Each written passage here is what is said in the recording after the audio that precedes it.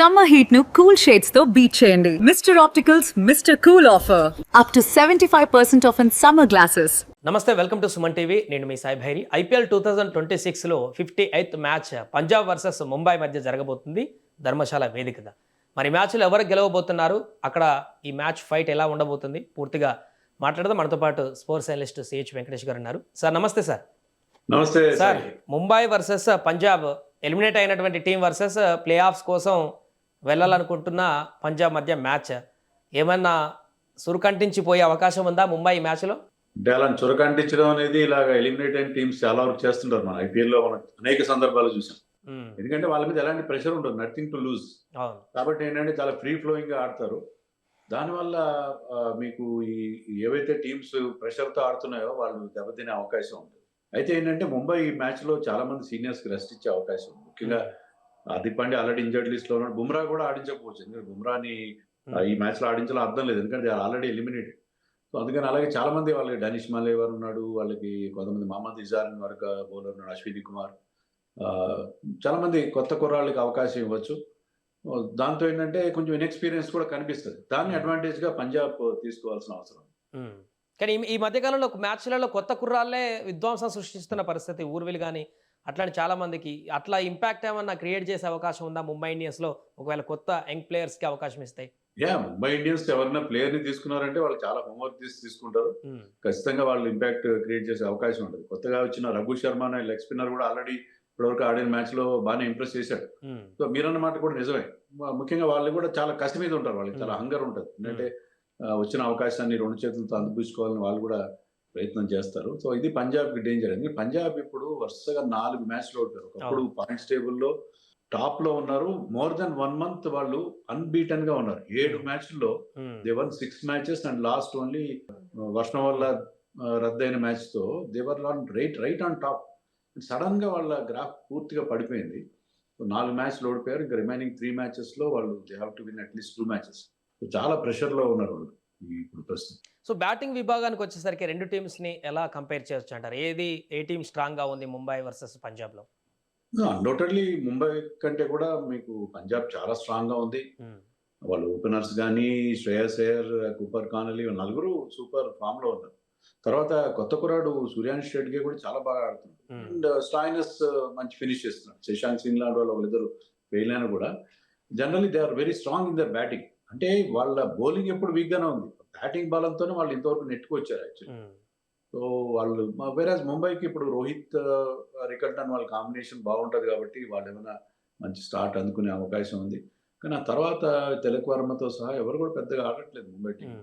So వాళ్ళకి కొంత problem ఖచ్చితంగా ఉంది. నమన్ధీర్ ఒక్కడే వాళ్ళ టీంలో కాస్త కన్సిస్టెంట్ గా ఆడుతున్న ప్లేయర్.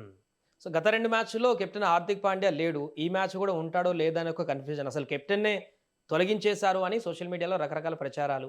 హార్దిక్ పాండ్యా కూడా అన్ఫాలో కొట్టాడని ఇదంతా చర్చ కొనసాగుతుంది. హార్దిక్ పాండ్యా పరిస్థితి ఏంటి సార్ ముంబై ఇండియన్స్ లో? మనం సోషల్ మీడియాని ఫాలో అయ్యి వాళ్ళని నమ్మితే చాలా మందిని తొలగించేస్తారు, ప్రధానమంత్రిని కూడా తొలగించేస్తారు, అదేం కాదు. కానీ జనరల్ గా ఏంటంటే హార్దిక్ పాండ్యాకి ఇంజరీ, బ్యాక్ ఇంజరీ ఉందని చెప్తున్నారు. హార్దిక్ పాండ్యా నెక్స్ట్ సీజన్ ఉంటాడా లేదనే డౌట్ ఖచ్చితంగా ఉంటుంది. కానీ ఈ సీజన్ లో అతను కెప్టెన్ గా అంటే అతను ఆడకపోవచ్చు, ఎందుకంటే హార్దిక్ పాండ్యా, బుమ్రా వీళ్ళు ఇండియాకి చాలా అవసరం. ఇప్పుడు ఐపీఎల్ అయిపోయిన వారం రోజుల లోపే మనం ఆఫ్ఘనిస్తాన్ తో టెస్ట్ మ్యాచ్ ఆడుతున్నాం, చాలా బిజీ షెడ్యూల్ ఉంది. సో ఈ ఇద్దరు ప్లేయర్స్ ఇప్పుడు ఇంజరీ ప్రోన్ ప్లేయర్స్ కాబట్టి టీమ్ ఎలిమినేట్ అయిపోయిన తర్వాత ఇద్దరు ఆడడంలో ఎలాంటి అర్థం ఉండదు. కాబట్టి I think Suryakumar will lead the team. దాంతో హార్దిక్ పాండ్యాకి మరొకసారి రెస్ట్ ఇవ్వచ్చు. కార్విన్ బాష్ లాంటి ఒక ఆల్రౌండర్ ఉన్నాడు వాళ్ళ దగ్గర, డూయింగ్ వెరీ వెల్. సో అతనితో కొనసాగుతారు. హార్దిక్ ఈ మ్యాచ్ లో ఆడకపోయే అవకాశం. సో బౌలింగ్ విభాగానికి వస్తే ఏ టీం స్ట్రాంగ్ గా ఉందని చెప్పొచ్చు? ఒకవేళ మార్పు చేర్పులు చేసినా కూడా అటు ముంబై టఫ్ గా మారబోతుందా బౌలింగ్, అండ్ అదే విధంగా పంజాబ్ టఫ్ గా మారబోతుందా బౌలింగ్ లో? బౌలింగ్ లో రెండు చాలా వీక్ గా ఉన్నాయి. రెండింటికి రెండు వీక్ గా ఉన్నాయి. హర్షదీప్ సింగ్ చాలా ఎక్కువ రన్స్ ఇస్తున్నాడు పెద్దగా కొన్ని మ్యాచ్ లో. ఈవెన్ లాస్ట్ మ్యాచ్ లో ఈ బౌల్డ్ వెల్, బట్ జనరల్ గా అతను చాలా డిసప్పాయింట్ చేశాడు. ఇంకా వాళ్ళ పేసర్స్ ఎవరిని తీసుకున్నా, కొత్తగా బెన్ వార్షస్ ఆడించారు, బార్ట్లెట్ ఆడించారు, లోకి ఫర్గ్యూసన్, ఎవ్వరు కూడా పెద్దగా పర్ఫామ్ చేయలేదు. చహల్ పెద్దగా బౌలింగ్ చేయట్లేదు. సో పంజాబ్ కి ప్రాబ్లమ్స్ ఉన్నాయి ఇక్కడ బుమ్రాతో సహా. బుమ్రా కానీ శార్దుల్ ఠాకూర్ ఎకానమీ అయితే ఓవర్కి 13.5 runs ఇస్తున్నాడు. Shardul Thakur, Trent Boult, everybody is failing. So 2 teams బౌలింగ్‌లో చాలా చాలా వీక్‌గా ఉన్నాయి. సో ధర్మశాల వేదికగా జరుగుతుంది కాబట్టి ఈ మ్యాచ్లో పరుగుల వరద పారే ఉన్న అవకాశం ఉందా, లేకుంటే బౌలర్ డామినేట్ చేస్తారా, ఎలా ఉండబోతుంది అనుకోవచ్చు?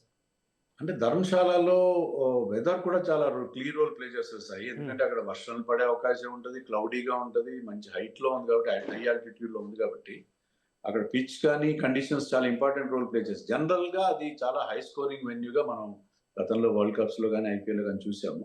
కానీ లాస్ట్ 2 డేస్ బ్యాక్ అక్కడ మ్యాచ్ జరిగినప్పుడు ఫాస్ట్ బౌలర్స్‌కి విపరీతమైన హెల్ప్ దొరికింది. ఆ మ్యాచ్‌లో స్పిన్నర్ ఎవరు బౌలింగ్ కూడా వేయలేదు. అంత ఫాస్ట్ బౌలర్ ఫ్రెండ్లీ వికెట్ మనం చూసాం. పేసీ వికెట్. కానీ అన్ని సార్లు అలా ఉండకపోవచ్చు.